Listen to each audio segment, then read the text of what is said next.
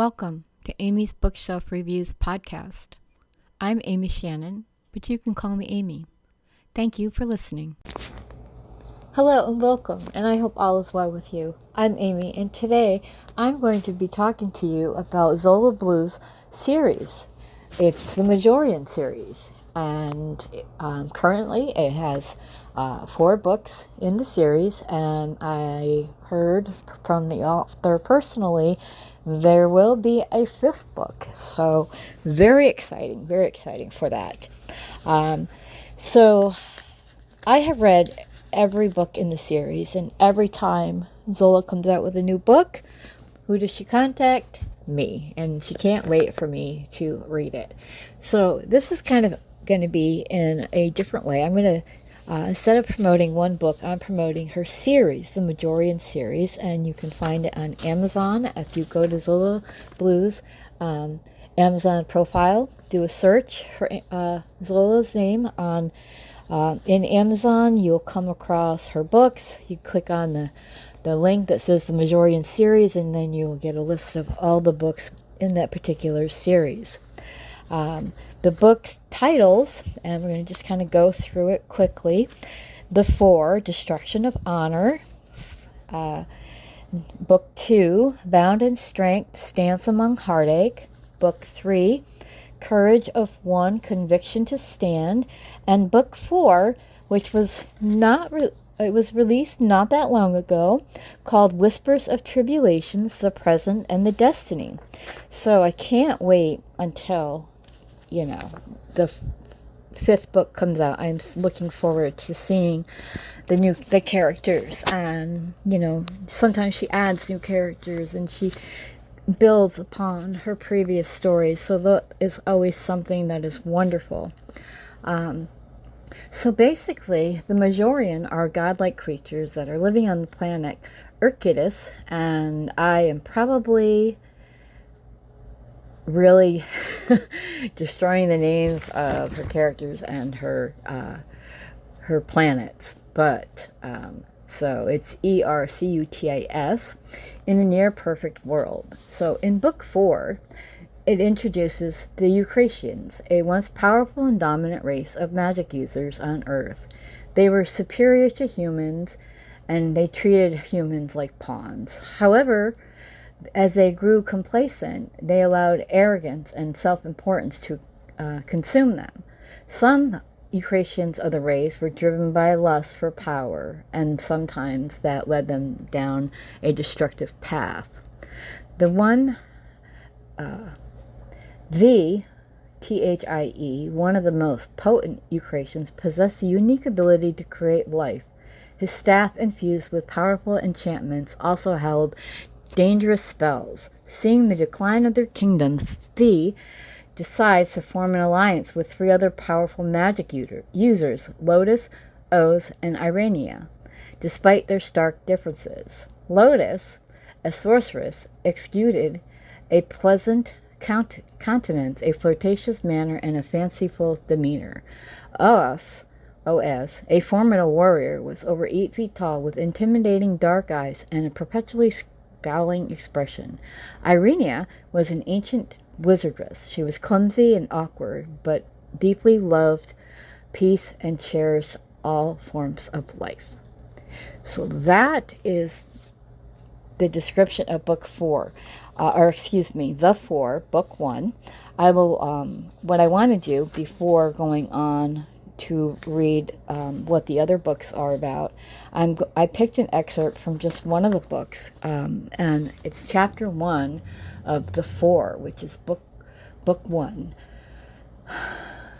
What once was, before our world and its solar systems, there was a race of masterful magic users called Eucratians. Legend has it that Eucratians were once earthlings who found the favor with the gods because they shared many traits with humankind, but they were very unlike them in many ways. They held a godly eminence and had a tremendous ability to create magic enchantments, cast spells, and create mystical potions that gave them great esteem amongst themselves and the other creatures of the universe. However, as the centuries wore on, mystic abilities within the race grew too powerful to exist with the Earthlings, so they left Earth to find a land that would keep them isolated from all others. Elder Eucratians believed that keeping themselves distant, it would remove the desire to use their powers to annihilate and enslave those lesser than themselves. On Eucris and Ercutus, their new home, these spellcasters would come to live in a paradise of beauty and peace. With no kings or leaders, all Euclideans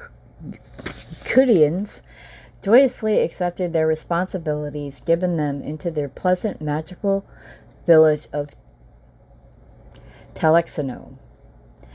I know I am really butchering these words, and I apologize. However, especially to you, Zola, I am so sorry.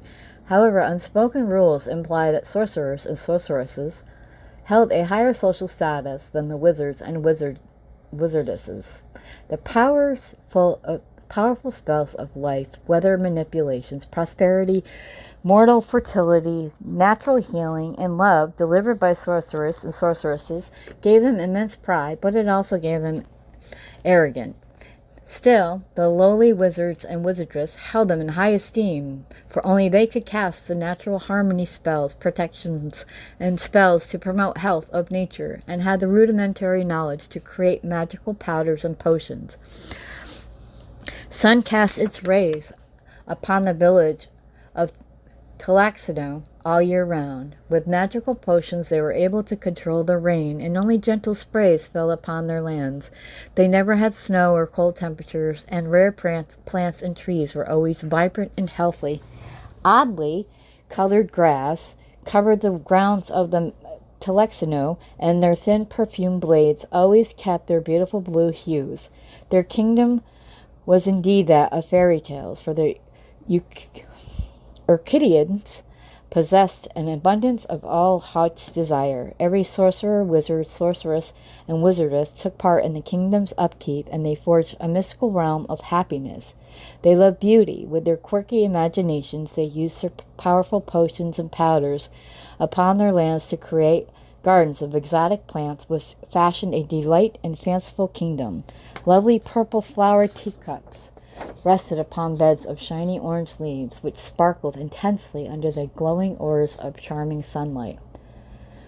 Rare pointy tulip heads, with sharp cupped petals, named insatious by the great sorceress Lotus, garnished Telexino's gardens in colors of pink, green, yellow, and purple, and their orange spindly stems reached several feet. Peculiar in appearance and charged like soldiers protecting a king's treasure, the insatious towered erect and tall over the rest of the floor in the gardens. At night, insatious petals opened widely to shelter plants beneath them from the cool of darkness, and above them were thick trees with round golden leaves and almond white trunks that canopied the gardens, and their shimmery rich leaves casting cool hues when the soft rains from the heavens rested upon them. Under brilliant sunrises, these calming colors created a marvelous and spectral of light that encased the kingdom's borders. So with that excerpt, part of chapter 1 from book 1, The Four, I go on to discuss the other books in the series. That is me keeping myself hydrated. The next book, Bound in Strength, stands upon heartache. So once you've gotten into, the Eucratians and their land and their powers, we are now introduced to the Mejuarian. They are godlike creatures living on the planet Ercutus in a near-perfect world. They possess a unique combination of animal and divine qualities, living harmoniously in a hierarchical society under the beloved rule of their king and queen. This utopian existence allows the Mejuarian to reach extraordinary levels of spiritual consciousness. However, their life is disrupted when they discover that an asteroid is on collision course with their village.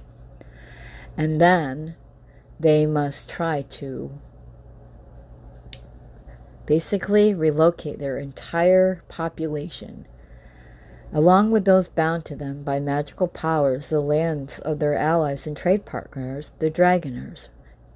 While the plan initially seems successful, a miscalculation by a Mejuarian scientist leads to the early arrival of the asteroid Shockwave. So then, that leads to a connection with the Dragoners and the Eucridius, and moves on to discovering what the race of the Dragoners, and that comes to a connection with the next book in the series, Courage of One, Conviction to Stand. In ancient times on Earth, a race known as the Dragoners lived and followed a tradition where individuals competed in rigorous games of cunning and abilities to gain recognition and status within their village. Their competitions culminated into riding a dragon, with the winner being granted a high regard within the community. Lucan, a blacksmith who desired to marry Tallulah, the daughter of Euphemio, the lord of the village, participated in these gangs, despite lacking in experience in dragon riding. But then he gains Tallulah, but then something happens and Tallulah ends up dying. And the Dragoners and the Mejuarian somehow connect and form an unexpected alliance that could lead to their destructions. And also, they want to find the Mejuarian king's offspring, which eventually, to me, it's a very powerful story about races that are different, and some think they are above others, while others will help those that are in need. There's magic and wizardry and remarkable characters, and I love the characters that are animals and yet they're intelligent, and they have these incredible traits that Zola has written about and given them, and characteristics of gods and humans and creativeness and magic and sorcery. And then they have a connection. There's a peacefulness between those, and some look at it as dangerous and some look at like camaraderie. And the fourth book, there's the Whispers of Tribulations, the Present and the Destiny. In a galaxy where telepathic bonds and ancient dreams shape destinies, the Major and their allies embark on a journey that intertwines with their fates across worlds. There is this peacefulness of the village of Major, and that yet there are dangers with the Dragoners and the Eucridius, and lost treasures and destiny and mischievous pups, the Mejuarian pups, Bracket and Pinky. And I must say, they are I really enjoy those particular characters. As I said, animals with human characteristics, and yet they have very playfulness to them. Zola Blue's characters are just remarkable, and I cannot wait until the 5th book in the series comes out. I mean, what is waiting in, the next series, it's just, the next book, of the series. It's just remarkable. I love each character, and each race has their good parts, their dark sides, and their arrogance and, intelligence, and, sometimes they mistake one for the other. Some think that their utopian existence makes them better than others, and others enjoy their existence, and they don't take it for granted, and they realize that just because their life is idyllic, that it's not theirs. The world is not theirs for the picking. They need to be able to connect and share powers, and ask for help when they need it, seek out other people that may be more powerful and dominant, but for help when all the chips are down, when they think that their world is on a collision course with destiny, and that course could be a destructive course. The worlds aren't there forever.